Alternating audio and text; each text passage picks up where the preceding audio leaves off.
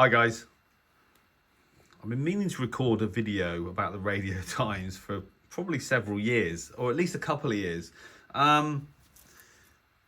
This magazine was first published in September 1923. So last year, this magazine was 100 years old, back in the days when there was only two or three sort of AM stations. 2LO was one, I think, in London. So it's been going 100 years, and I suppose I've often wondered why they still call it the Radio Times, because the radio listings in this magazine now don't start until after, I think, beyond page 200. And those of you that live in the UK will know about I think it was the TV Times. I don't even know if that's still going, actually, TV Times, but so the Radio Times has always stayed the Radio Times, even though these days it's TV, podcasting, online services, streaming, all the rest of it. So I can't decide whether I like the idea that it's still called Radio Times, even though it doesn't seem really very relevant anymore, or not. But as a publication, it's over 100 years old. And actually, when you actually look at it, so radio starts on page 252. So 12 festive treats to listen to over the sort of Christmas holidays. 252. So that's where radio starts in this publication. And then the actual listings start on page 254. However, what's actually interesting this year is that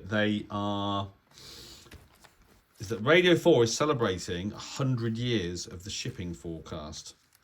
And on page 54, there you go, there's a sort of 2-page article about the fact that Radio 4 is celebrating the shipping forecast at 100, with commentary from sort of various people, etc.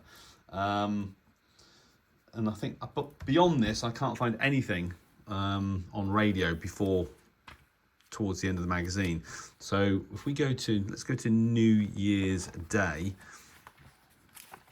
Here we go, New Year's Day, Radio 4.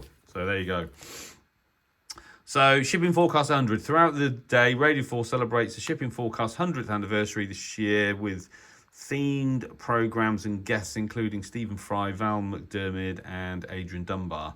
Reading the forecast, see feature, page 55, just done that. So there's various programs throughout the day on Radio 4. So at 9 a.m, the shipping forecaster beginner's guide. And then at 11 o'clock in the morning, the shipping forecast at 100, the shipping postcards. So yeah, the voices behind the broadcast, etc., etc. And then at 3 o'clock in the afternoon, the shipping forecast at Haven. Radio 4 announcer Al Ryan crosses the world to meet people who find comfort in the 12:48 a.m. nightly broadcast. Been around to listen to that one for several times in my lifetime. My shipping forecast at 6:15. It just keeps going. 8 p.m, the shipping forecast at 100. Ship-shaped. So historian Jerry Broughton presents an archive on 4 exploring how Britain is shaped by its maritime past. And then 11 p.m, shipping forecast 100, sea like the wind. So basically, all throughout the day, on New Year's Day, there's various programs regarding the shipping forecast being 100 years old, which is, nice. Makes a change.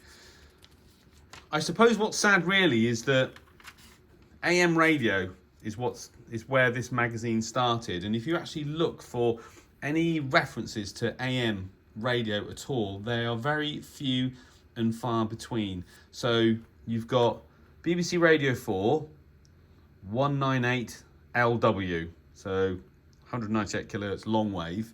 And on BBC 5 Live, you've got 693, 909 medium wave. So obviously 693 kilohertz, 909 kilohertz medium wave. And that's it. There are no other references that I can see to AM radio at all. So that is a sign of the times. The fact that this whole magazine, the catalyst to this magazine was the birth of AM radio over 100 years ago. And fast forward to 2024, and there are almost no references to AM radio at all, which is, I suppose, a reflection of where we are today. What a shame. Just goes to show, doesn't it? So anyway, so there you go. So that's the radio in the Radio Times. Starts at page 250. Did I say 254? 252. So to me, that's just says a lot, really. And the rest of it is just TV. I mean, I know we spend a lot of time watching. I don't actually watch a lot of TV particularly, but for a magazine to call itself the Radio Times and then actually have the radio listings 250 pages into the magazine sort of seems a bit odd, really, but there you go. It's a bit of I think a lot of people buy the Christmas edition of the Radio Times. It's kind of like a thing, and probably don't buy it the rest of the time throughout the year. But I've actually got a copy of the original publication, edition number 1, somewhere that I downloaded from the internet, which I think is probably a more interesting read than this one for me. But there you go. Anyway, I thought I'd share that with you. A short commentary on the Radio Times in the 21st century. Merry Christmas and a Happy New Year. 7-3.